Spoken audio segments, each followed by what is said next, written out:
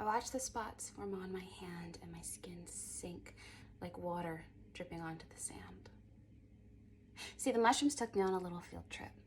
It made me realize just how insignificant my feelings for you, they truly are, and yet they were significant enough to make me think of you just mere moments after taking an earthly brew.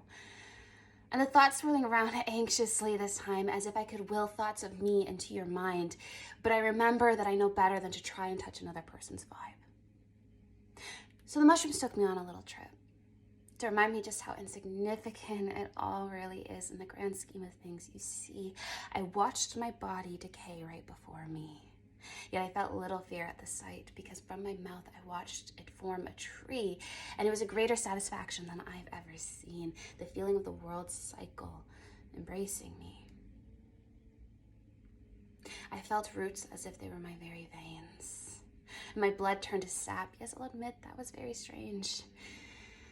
But when I sat with my foot in some water, I felt myself grow taller and taller. And I stared up at the shimmering sky, and I watched the backbone of the universe form before my very eyes. And there was so much beauty, even if it was all just psychedelic lies.